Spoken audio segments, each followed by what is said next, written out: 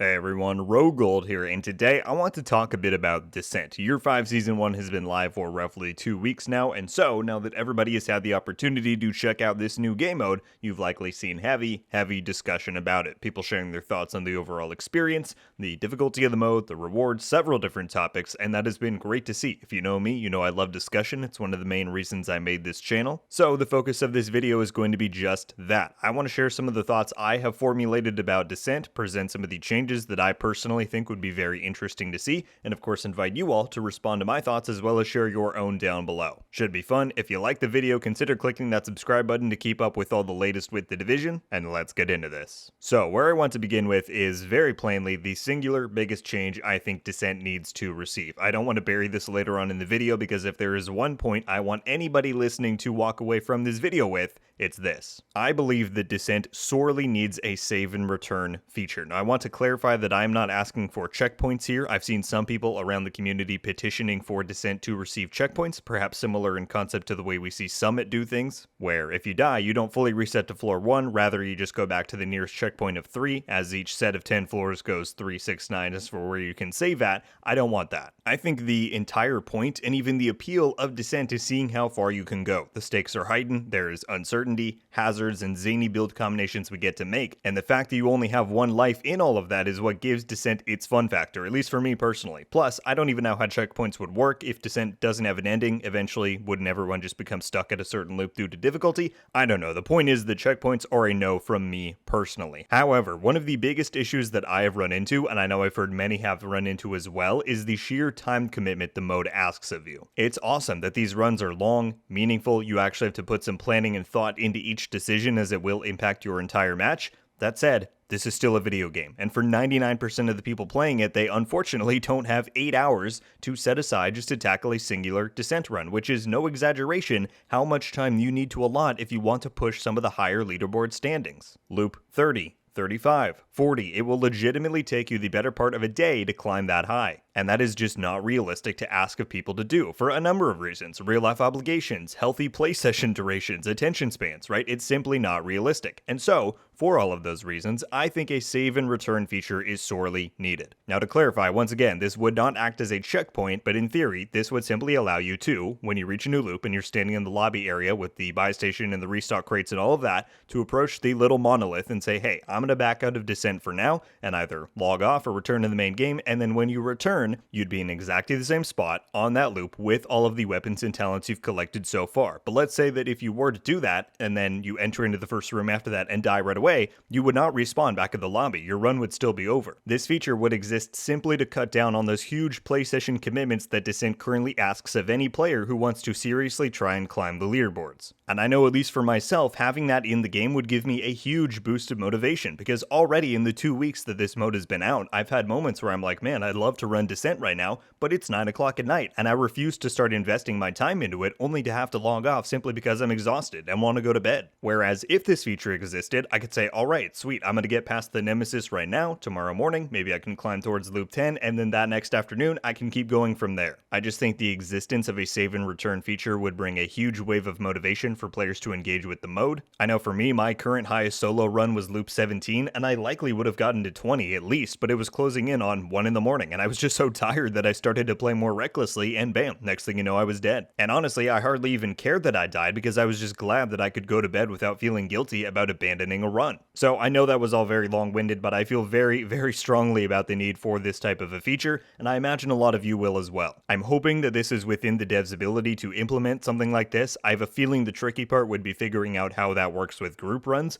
right? Would everybody have to vote to back out, and then you wouldn't be able to re-enter unless every member was present once again? I could foresee that getting difficult to code in, but in my opinion, the work would be worth it, as I think it would cause a lot of people to be able to appreciate Descent's challenge a lot more, without having to get frustrated about how long it takes to climb to that point of challenge. So we'll see if it happens. If you agree that this feature would be great to have, then certainly make your voice heard in the comments here and elsewhere online so that the devs see it. I know back in year 4, they specifically saved some development power to be able to make changes to Countdown for the update following its release, and that's how we got some of the difficulty selectors and all of those different changes in Season 10. So I'm kind of hoping that we could see something similar here with this feature being implemented in Year 5 Season 2, but we'll see. That's barring them completely being short-staffed while working on the new DLC. Alright, well let us move on to a few other topics, and I would not be able to make a video like this without speaking to the difficulty of Descent, and I would wager that this is the most contentious point of conversation when it comes to the mode, and before I say anything, I think we all just need to get on the same page about one thing.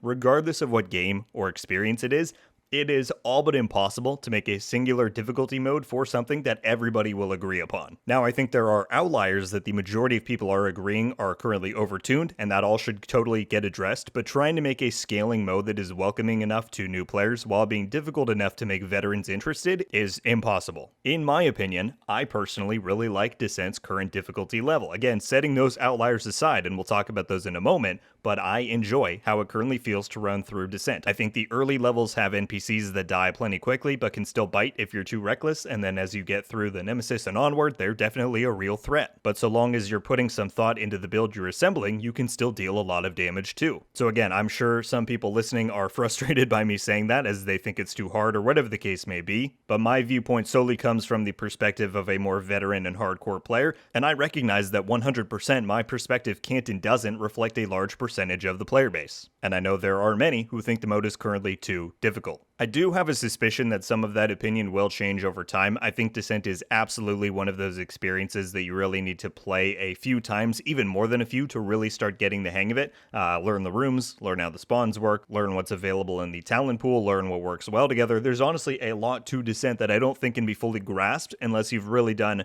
3 or 4 runs, and I have a feeling that at least some people saying it's way too hard did just that. Ran it 3 or 4 times, didn't adjust their playstyle much from the normal game, and have basically given up on it, which I think is a shame. But that aside, as I mentioned before, there are absolutely some outliers that I think the vast majority of us agree need to be tuned. Group-based content features a lot of this. The majority of my Descent experience has been solo, but in the times I have played in a group, I can definitely see where some of the scaling feels a bit off. Firstly, I think a blanket like 10 to 15% NPC health and armor reduction in group runs would feel a lot better. There's the Nemesis encounter that feels really punishing in groups, I think because of their tankiness and damage, plus the capability they have to hack your skills. It can just be really overwhelming with the limitations that us players have in the mode. Plus, it's pretty hard to establish a good foothold in that room since you have so little time to move before the Nemesis spawn, so both of those things for sure. The Rikers faction in particular is definitely way more difficult than many of the others, and I don't know if that's really Descent's fault specifically. I just think their faction overall has mechanics that make them more formidable, like the deployable shields, the abundance of helmets, the group overheal feature. But all I know is that if I get a Riker loop, I groan, and if I get cleaners, I'm super cheery, so maybe there could be some adjustments made there. Beyond difficulty, there are of course a few very obstructive bugs that I think everybody, the devs included, would agree need to be sorted out, so that's really not feedback, just stating the obvious. Things like the issue where you apply an armor kit and nothing happens, going into new rooms and no enemy spawn, so you're forced to end your run,